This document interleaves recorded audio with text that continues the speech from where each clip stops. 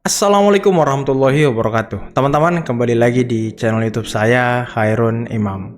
Nah, ini ada video yang sangat menarik di mana ini merupakan pidato dari Bapak Bahlil Lahadalia terkait dengan bagaimana Indonesia bisa mencapai pertumbuhan ekonomi 8% dengan memanfaatkan hilirisasi tentunya teman-teman ya. Ini juga seperti menampar wajah orang-orang para pembenci Pak Jokowi yang hampir setiap hari mengadakan forum diskusi yang isinya hanyalah ujaran kebencian, adu domba, fitnah, dan segala macam. Yang dimana orang-orang ini bisa saja menghambat kemajuan bangsa dan bisa membuat persatuan dan kesatuan bangsa kita menjadi hancur dan pecah belah teman-teman. Oke, sebelum kita masuk ke videonya, jangan lupa like, subscribe, dan share. Dan tanpa perlu berlama-lama lagi, mari kita mulai videonya berikut ini. Saya disuruh untuk berbicara sampai di forum situ, saya tanya enggak apa yang saya mau bicara. Ternyata bicara tentang apa sih yang harus dilakukan oleh pemerintah ke depan sebagai mesin pertumbuhan untuk mencapai 8%.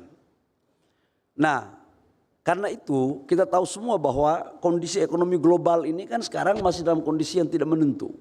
Perang masih terus berlangsung dan kalau kita mau flashback ke belakang, ini terjadi akumulasi dari perang dagang antara China dan Amerika, kemudian COVID-19, kemudian belum selesai COVID sudah perang antara Ukraina dan Rusia dan sekarang menyebar ke Timur Tengah. Ini akumulasi dan beberapa negara di Eropa itu terjadi resesi.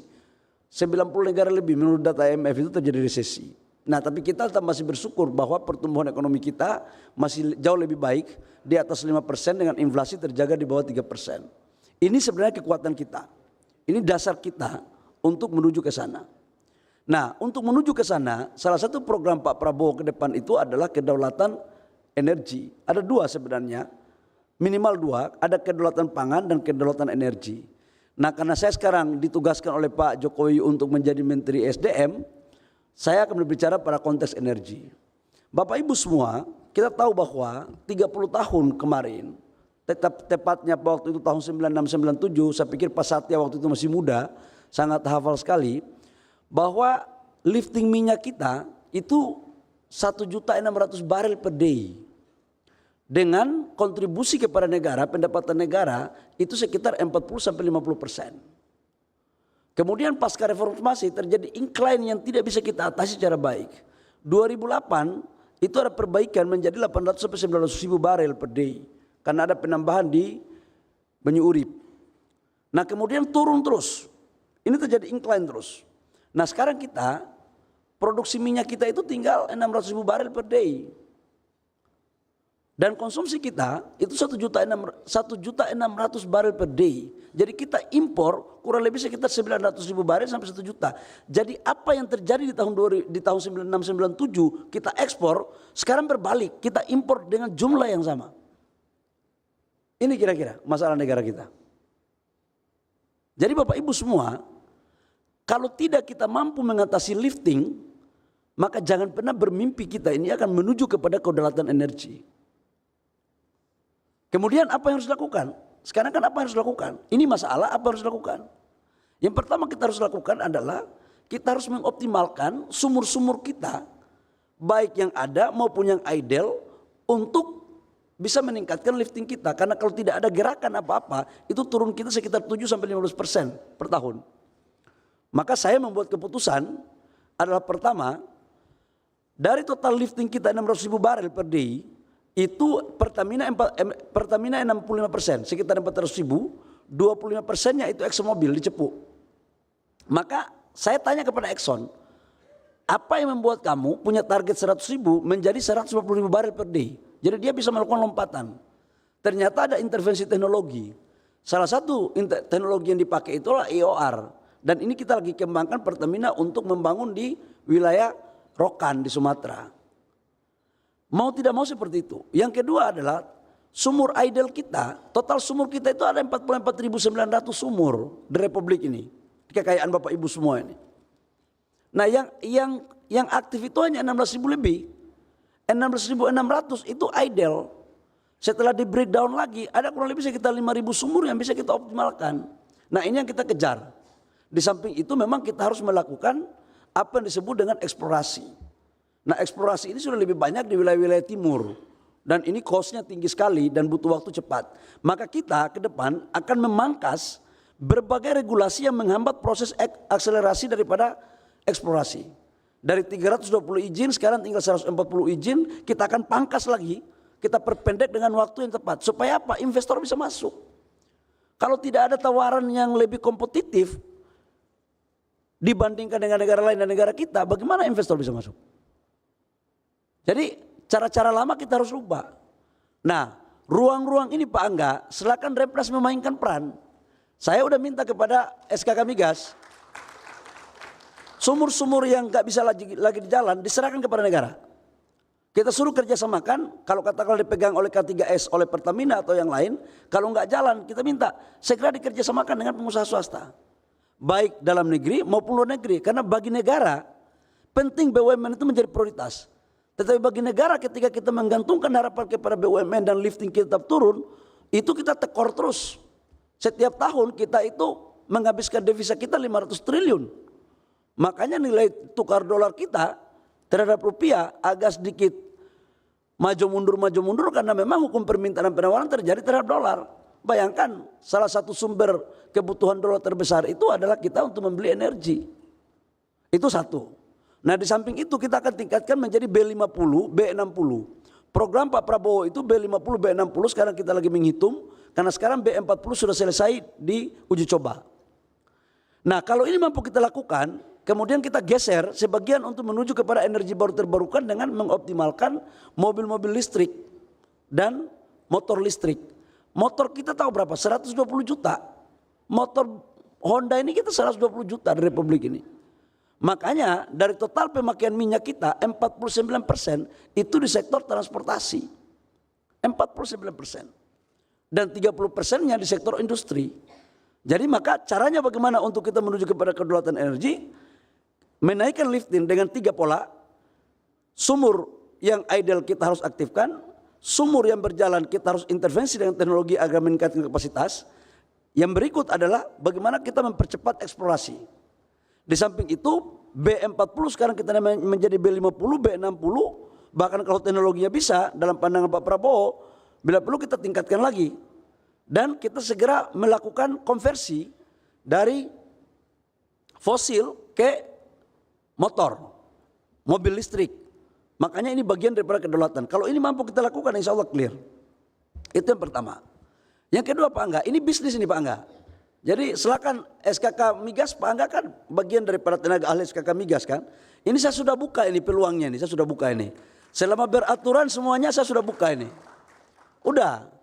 Nah, saya tidak pingin ke depan perusahaan-perusahaan yang masuk ke daerah-daerah, baik dari sektor minyak maupun sektor lain, pengusaha daerahnya ditinggalkan. Saya nggak mau. Saya pingin investasi masuk ke daerah, harus juga menggandeng teman-teman daerah untuk menjadi pemain. Nggak boleh. Nggak boleh lagi, gaya-gaya lama nggak bisa lagi. Nanti yang kaya lu lagi.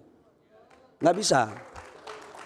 Ekonomi, pertumbuhan ekonomi penting 8%, tapi jauh lebih penting juga adalah bagaimana pemerataan pertumbuhan.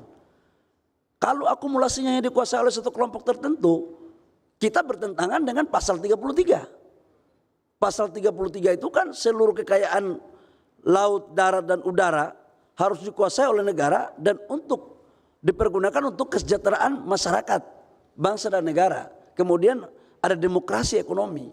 Itu amanah undang-undang, jadi nggak bisa kita lari dari sana. Jadi insya Allah Pak Angga, apalagi insya Allah nanti komisi di DPR yang akan menjadi ketua komisi energi itu adalah jatah Golkar. Jadi insya Allah bisa kita komunikasikan lah kira-kira. Itu dari sisi minyak. Sekarang dari gas bagaimana? Gas kita itu Pak Angga, sekarang kita konsumsi kita itu LPG itu totalnya 8 juta ton. Waktu saya berapa menit Mbak? Soalnya kamu tatapan itu saya agak takut dengan waktu yang ada. Tapi nggak apa-apa karena kamu pakai baju kuning nggak apa-apa lah, nggak apa-apa. Oke. Jadi saya lanjut ya, menyangkut gas. Gas itu 8 juta ton per tahun konsumsi kita. Industri LPG kita itu hanya 1,7 juta ton. Selebihnya kita impor. Jadi impor kita 6 sampai 7 juta ton. Maka program ke depan yang akan kita lakukan adalah kita segera membangun industri gas untuk kualitas gas yang bisa dikonversi ke LPG tentang C3, C4. Saya sudah hitung dengan SKK Migas dan Pertamina ada kurang lebih sekitar 1,5 juta sampai 2 juta ton yang bisa kita lakukan. Dan sisanya apa? Kita bikin jar gas. Jar gas ini harus kita buat. Kalau tidak nanti impor lagi, lama-lama mati dengan impor kita. Nah, saya kebetulan menganut mazhab kedaulatan harus kita lakukan berdiri di kaki sendiri untuk mengelola sumber daya alam kita. Itu mazhab saya. Jadi jar gas di Jawa Timur itu baru 6%. Di Jawa Barat itu baru 4%. Di Jawa Tengah baru 2%. Kenapa? Karena pipanya nggak dibangun. Saya udah minta kepada Menteri Keuangan kemarin. Ini pipa-pipa ini kita harus bangun sebagai jalan tol. Ini jalan tol supaya apa? Biaya yang kita berikan kepada rakyat untuk membeli gas itu terjangkau. Bapak Ibu semua per tahun subsidi gas dari LPG itu sekitar 60 sampai 80 triliun. Itu subsidi kita. Karena sejak 2006, 2007 harga gas itu nggak pernah dinaikkan. Harga gas Aramco sekarang per kilo itu kurang lebih sekitar 18.000 rupiah. Tapi kita rakyat beli itu tidak lebih dari 6.000, 5.700 atau 6.000 lah maksimal. Kalau nambah-nambah dikit ya itu ada gerakan tambahan lah kira-kira. Nah itu kira-kira Bapak Ibu semua. Nah itu pertama. Yang kedua apa yang harus dilakukan? Hilirisasi. Hilirisasi harus kita lakukan. Saya mencontohkan ya, saya membuka, coba ada peta jalan nggak? Mana staf saya? Ada nggak master apa? Peta jalan hilirisasi. Waktu saya di Kementerian Investasi Bapak Ibu semua, saya membuat peta jalan hilirisasi sebagai mesin pertumbuhan ekonomi kita. Sampai dengan 2040 total 618 miliar US dollar. Dari 28 komoditas. Jadi ini bukan omon-omon ini. Jadi 28 komoditas kita buat hilirisasi. Nah itu total investasinya sekitar 618 miliar US dollar. Inilah yang menjadi pikiran Bapak Prabowo. Inilah yang menjadi perintah Bapak Prabowo kepada kami agar ini bisa dieksekusi sebagai mesin pertumbuhan. Karena tidak akan mungkin teman-teman pendapatan per kapita kita sekarang 5.300. Kita targetkan 2029 dengan pendapatan per kapita di atas 10.000 US dollar. Kalau masih mengandalkan dengan pola UMR. UMR itu lebih identik padat karya. Kita sudah harus shifting. Sudah harus kita berpikirnya lebih maju. Maka untuk industri bisa masuk, nilai competitiveness kita apa, keunggulan komparatif kita apa? Ya kita punya bahan baku. Jadi kita kawinkan bahan baku kita dengan industri. Itu untuk bisa masuk. Nah kalau ini mampu kita lakukan, ini adalah salah satu mesin pertumbuhan ekonomi. Jadi ini baik dari sektor hulu migas, mineral batu bara, perikanan, perkebunan, kehutanan. Jadi bukan hanya satu sektor. Ikan kita apa segala macam, tapi nggak boleh saya ngomong terlalu pertanian dan perikanan karena saya bukan Menko urusan itu kan. Saya ngomongnya energi dan batu bara aja. Bapak Ibu semua, kalau ini mampu kita eksekusi, minimal pertumbuhan ekonomi kita tambah 2%. Strateginya pun kita sudah buat. Saya mengambil contoh kecil nikel dari sektor minerba. Tahun 2017-2018 ekspor nikel kita itu hanya mencapai 3,3 miliar US dollar. Pada saat itu kita masih mengirim bahan baku. Dan memang negara-negara lain ini sudah candu kepada bahan baku atau material Indonesia. Karena sejak zaman penjajahan. Sebelum kita lanjut videonya, jangan lupa teman-teman like, subscribe, dan share videonya agar orang-orang yang selama ini pesimis terhadap pertumbuhan ekonomi dan juga Indonesia Emas 2045 bisa segera sadar teman-teman. Oke, kita lanjut videonya berikut ini. Mereka itu butuh aja kirim terus bahan baku dari kita. Nah begitu kita menyetop ekspor ore nikel, apa yang terjadi? Bapak Ibu semua, kita mendapat hantaman dari mana-mana. Saya waktu itu merasakan betul ketika menjadi Menteri Investasi. Tapi saya waktu di HIPMI kan perjuangan saya kan adalah ekonomi kedaulatan negara. Bukan kedaulatan bangsa lain.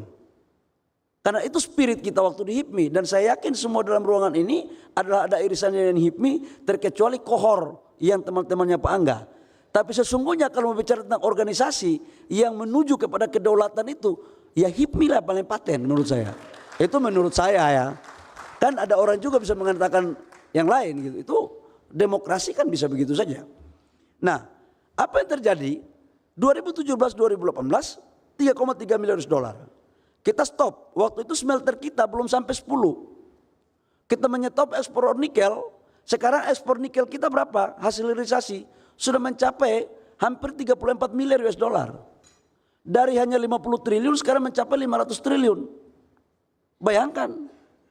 Negara dapat berapa itu PPh pasal 21, PPh badan kontraktor, royalti, multiplier efek dari ekonomi. Inilah yang menciptakan kawasan-kawasan pertumbuhan ekonomi baru. Bapak Ibu semua, kalau ini mampu kita lakukan pada sektor-sektor yang lain, itu luar biasa. Sekarang kenapa orang menghantam kita agar mempertimbangkan untuk merubah kebijakan untuk mengizinkan ekspor. Bapak Ibu tahu nggak? Salah satu sekarang ketika dunia hari ini berbicara tentang green energy dan green industry, Indonesia itu mempunyai dua keunggulan komparatif yang tidak banyak dimiliki oleh negara-negara lain. Yang pertama itulah cadangan nikel dunia. Di tahun 2023 menurut data geologi Amerika itu mengatakan kita 25% cadangan nikel dunia. Tapi 4 bulan lalu data geologi Amerika itu mengatakan bahwa kita cadangan nikel di dunia itu 40-45%. Nah, sekarang mobil listrik, sekarang kan hampir semua dunia bicara tentang mobil listrik, meninggalkan fosil. Mobil listrik itu bahan baku 60% komponennya mobilnya, 40% adalah baterainya. Nah, baterainya itu komponennya ada 4. Mangan, kobalt, litium, dan nikel. Dari 4 itu 80% nikel. Nah, kita punya di Indonesia punya 3 cadangan. Nikel, mangan, kobalt, yang enggak kita punya litium. Jadi Bapak Ibu semua, dunia ini orang akan memakai mobil listrik pasti tergantung pada bahan baku nikel, kobalt, mangan Republik Indonesia. Jadi kalau kita bicara tentang kedaulatan negara, kita tahu tentang geopolitik. Kita tahu geopolitik. Itu. Nah, sekarang investasi udah masuk. CATL, pabrik terbesar di dunia, LG. Dan kita adalah yang meletakkan pabrik pertama yang terintegrasi di dunia dari hulu ke hilir. Itu baru kita. Yang dari tambang, smelter, HPAL, prekursor, katoda, baterai sel, sampai dengan recycle-nya. Jadi ini yang akan kita lakukan ke depan. Bapak Ibu semua, yang kedua, saya mau kasih contoh, tembaga. Berapa puluh tahun Freeport masuk di Republik ini. Dan undang-undang penanaman modal pada tahun 67 dibuat, itu sebenarnya adalah sebagai landasan untuk menarik investasi masuk. Di mana ada 3 persyaratan kenapa itu dilakukan. Yang pertama itu adalah pasar, teknologi, dan kapital. Dan salah satu syaratnya memang harus lakukan industrialisasi. Dulu namanya industrialisasi bukan hilirisasi. Sekarang aja baru nama agak keren. Tapi dari presiden pertama sampai presiden terakhir Pak Jokowi yang bisa meminta setengah maksa Freeport membangun smelter yang berskala besar dan sampai produknya bisa memisahkan emas, itu di zamannya Pak Jokowi. Ini fakta loh. Biar musuh potong kucing. Ini sejarah, ini benar sejarah ini. Dulu waktu saya masih di Papua, selalu kita demo. Freeport ini jangan-jangan dia mengeluarkan konsentrat tidak hanya tembaga, yang lain-lain. Kenapa? Karena kita nggak punya smelter. Smelter kita waktu itu yang ada di Gresik, yang dilakukan kerja sama Freeport dengan Jepang, itu belum bisa, turunannya itu hanya bisa memisahkan tembaga, tapi anodanya, emasnya itu belum bisa. Nah sekarang Bapak Ibu semua, tahun 2021 kita meminta, waktu itu saya masih di investasi, saya meminta dengan Menteri SDM agar tidak ada alasan untuk Freeport tidak membangun smelter.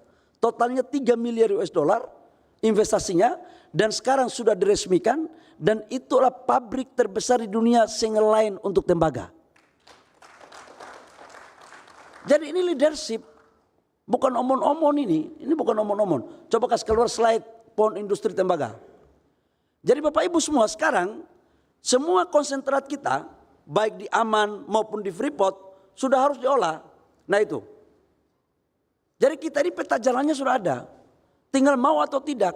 Dulu itu belum ada untuk mengeluarkan emas tembaganya yang 99% murni itu. Masih dikirim lagi ke luar negeri. Dikirim ke Filipina, dikirim ke Thailand, kemana-mana lah. Makanya kita nggak pernah mendeteksi berapa emas kita. Nah sekarang Bapak Ibu semua, dari 3 juta konsentrat tembaga yang dibawa dari Freeport ke Gresik, itu menghasilkan 60 ton emas kurang lebih. 900.000 anoda tembaga dan turunan lain-lainnya. Di Newmont ya sekarang Aman itu konsentratnya 900.000 menghasilkan 220.000 tembaga dan 18 ton emas. Jadi dari 2 industri ini saja kita sudah mempunyai 78 ton emas per tahun. Kalau tidak ada hilirisasi bagaimana kita bisa tahu barang ini? Inilah yang selama ini bangsa kita sudah menjadi candu bagi negara lain untuk mengambil bahan baku kita. Nah ke depan insya Allah cara-cara lama ini nggak akan kita pakai lagi. Kita pingin ente punya teknologi, ente punya kapital, ente punya pasar, kami punya bahan baku. Jadi kalau mau kita kolaborasi, bawa teknologi di sini, bangun industri di sini, regulasinya kita buat yang baik. Supaya apa? Ada penciptaan kawasan pertumbuhan ekonomi baru. Repnas pintar-pintar baca angin. Ini maksudnya. Lihat, mainnya di sini bukan lagi main APBN, APBD. Bukan zamannya lagi, bos. Bukan zamannya lagi. Ya dulu kalau memulai pertama nggak apa-apa, nggak salah juga, yang penting sesuai aturan. Tapi sekarang aturannya terlalu banyak macam. Enggak sebaik dulu. Saya kasih tahu kalian ya. Saya ini kan pernah melakukan semuanya. Itu loh. Udah main barang ini. Jadi Repnas itu jangan berpikir seperti dosen. Nggak boleh. Kalau dosen kalian lama dapat kantaunya. Berpikirnya harus penciuman kalian itu mana yang kantaunya, coannya ada di mana. Itu loh. Kalau saya disuruh masih sebagai pengusaha enggak, mendingan berkawan sama pejabat daripada jadi pejabat. Karena kalau jadi pejabat enggak, itu enggak bisa bikin apa-apa. Aturan macam-macam.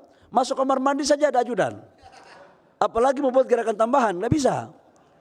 Tapi kalau mau jadi temannya pejabat, itu gampang sekali enggak.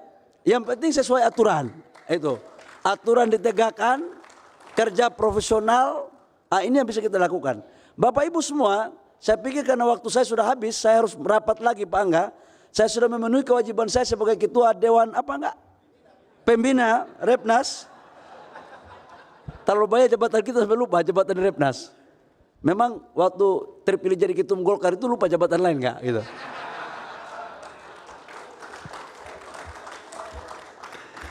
Saya pikir ini sebagai kewajiban moral kita. Jadi teman-teman, kita mempunyai CCS. Ini storage karbon storage ya. Itu banyak juga. Di SKK Migas dengan Kementerian SDM itu ada membangun investasi. Nah teman-teman daerah di mana tempat itu ayo dekati. Pasti itu ada opportunity bersama itu. Jadi pandai melihat peluang. Satu aja perintah Pak Prabowo adalah kita harus membesarkan pengusaha-pengusaha yang ada di daerah maupun di pusat. Tidak boleh monopoli ekonomi, itu perintah Pak Prabowo. Nah cuman selama ini kan masih ada terkesan begitu. Kita tunggu tanggal mainnya. Insya Allah kalau menteri-menterinya bagus-bagus, yang punya hati untuk republik dan untuk rakyat, saya yakin ke depan Indonesia akan jauh lebih baik. Ya, itu. Tapi feeling saya sih insya Allah teman-temannya Pak Angga banyak. Ya, baik demikian yang saya perlu sampaikan pada hari ini. Kurang lebihnya mohon maaf. Terima kasih Pak Angga. Repnas maju terus. Pejuang pengusaha pejuang. Yakin usaha sampai. Ya. Kapan sampainya soal lain? Yang penting yakin dulu. Yakin dulu. Mau sampainya 3 tahun lagi, 5 tahun, 10 tahun. Yang penting yakin dulu. Kalau kalian gak yakin kepada diri kalian, terus siapa yang akan yakin kepada kalian? Itu. Tapi untuk kebaikan, jangan untuk yang tidak baik. Terima kasih, wabillahi taufiq wal hidayah. Prof Arif, Rektor IPB, selamat datang. Wah, ini dosen penguji saya nanti di ujian terbuka di UI ini. Oh ya, jangan siaran langsung ini kan? Oh jangan. Baik, saya berakhiri. Wabillahi taufiq wal hidayah. Wassalamualaikum warahmatullahi wabarakatuh. Shalom, Om Santi Santi Om, Namo Buddhaya, salam kebajikan. Terima kasih. Nah, teman-teman, itulah tadi pidato yang sangat luar biasa, yang sangat berapi-api dari Bahlil Lahadalia, Menteri ESDM Republik Indonesia, teman-teman. Dan sepertinya ke depan Pak Bahlil juga akan menjabat sebagai menteri di kabinet Prabowo Gibran. Entah seperti apa dan apa jabatan beliau nanti belum kita bisa katakan karena nanti Pak Prabowo yang akan umumkan, teman-teman. Karena per hari ini Pak Prabowo masih memberikan pembekalan kepada calon menteri dan calon wakil menterinya di Hambalang. Waduh, semoga kabinet Pak Prabowo nanti betul-betul bisa mencapai pertumbuhan ekonomi 8% ya, atau minimal 6% lah teman-teman ya, sehingga ya ada peningkatan lah di pemerintahan selanjutnya.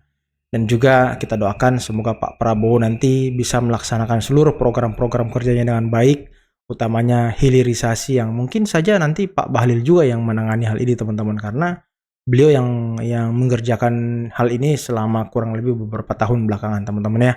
Oke, mungkin cukup sekian dulu video kali ini. Jangan lupa teman-teman like, subscribe, dan share videonya. Akhir kata, billahi taufiq wal hidayah. Wassalamualaikum warahmatullahi wabarakatuh. Bye-bye.